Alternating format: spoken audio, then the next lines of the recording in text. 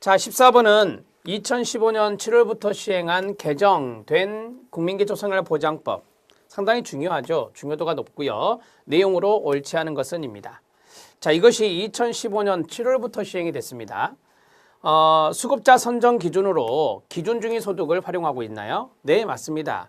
예전에는 우리가 수급자 선정 기준에 최저생계비란 말 썼는데 지금은 기준중위소득을 활용하고 있습니다. 맞고요. 모든 법정급여의 수급자 선정 기준이 똑같나요? 아니죠. 달라졌죠.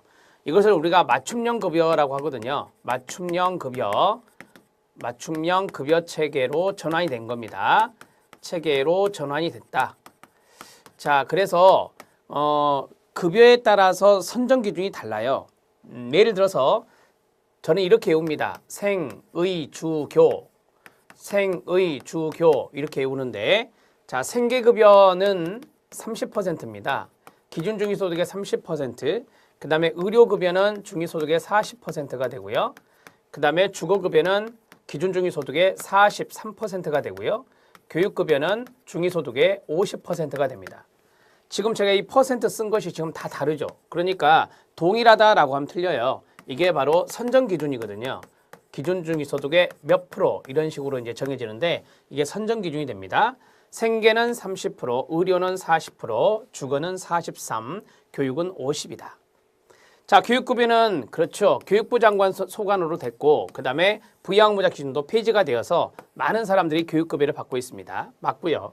자활센터 사업 수행기간에 우리가 지역자활센터나 광역자활센터가 있는데 그 사업을 수행하는 기관의 사회적 협동조합, 비영리법인이거든요. 이거 비영리법인, 이것이 추가가 됐죠.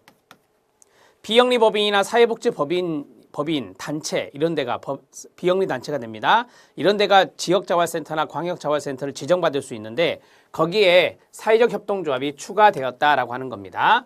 네, 됐고요. 이거 국기법에 있는 겁니다. 국민기초생활보장법에. 차상위 계층의 개념이 바뀌었죠. 시작. 소득 인정액이 기준중위소득의 50% 이하인 자. 이것을 우리가 차상위자고 합니다. 자, 기준중위소득의 50% 이하, 이걸 알아놓으시면 됩니다. 예전에는 최저생계비 120% 이하 그랬는데 그게 사라지고 기준중위소득의 50% 이하 이렇게 정리하시면 되겠습니다. 맞습니다. 자, 답을 해결했습니다. 2번 모든 법정급여의 급여 선정 수급자 선정 기준이 동일하지 않고요. 이렇게 맞춤형 급여로 달라졌다라고 정리하시면 됩니다. 14번 문제 별표 치셔야 됩니다. 답은 2번입니다. 자, 이제 15번 문제 들어가겠습니다. 자, 15번 문제는 사회보험과 공공부조의 차이점 중에서 옳지 않은 것은입니다. 이런 문제 나오면 한쪽으로 봐라 그랬죠. 사회보험이 자신 있는 분은 사회보험을, 공공부조가 자신 있는 분은 공공부조를 보시면 됩니다. 저는 공공부조를 보겠습니다. 자, 공공부조는 기여하지 않습니다. 무기여입니다. 사회보험은 기여를 합니다.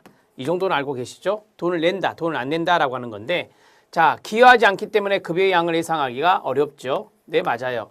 기여를 하면 기여한 것에 플러스 알파가 되어서 어느 정도 받을 거다라고 예상할 수 있는 게 사회보험이지만 공공부조는 기여를 하지 않기 때문에 급여의 양을 예측하기가 어렵습니다.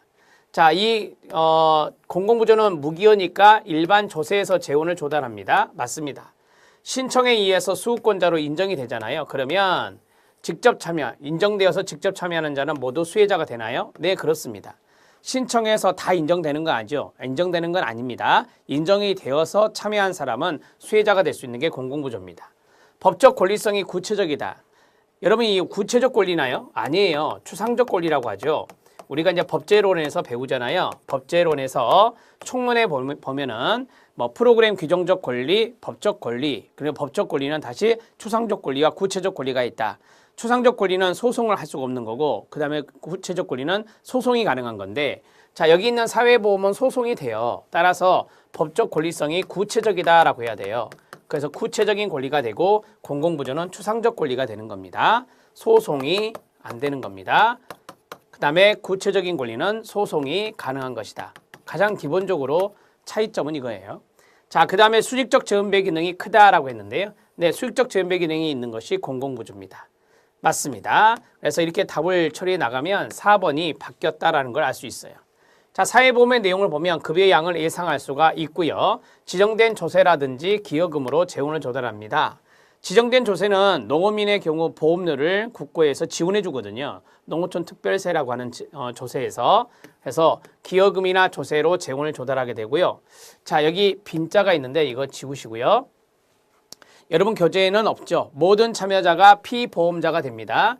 내가 가입을 했다 그러면 피보험자가 되는 거고 특정한 시점부터 일부만 수혜자가 됩니다. 제가 건강보험 가입을 했습니다. 그러면은 제가 피보험자가 되는 거고 내가 병원에 가요. 아파서. 그러면 그때부터 수혜자가 되는 거예요. 안 아프면 수혜자가 되지 않는 거고. 자, 그래서 특정한 시점부터 일부만 수혜자가 되는 겁니다. 법적 권리성은 구체적이라 했었고요. 수평적 재분배 기능이 크죠. 그리고 수직적 재분배 기능도 있는 겁니다. 자, 사회보험이라고 하는 것은 수평적 재분배가 강하게 나타나죠. 이것이 강하고요. 그 다음에 수직적 재분배도 있습니다. 수직적 재분배 기능도 있는데 그것은 약하게 나타난다. 이렇게 정리해 드렸습니다.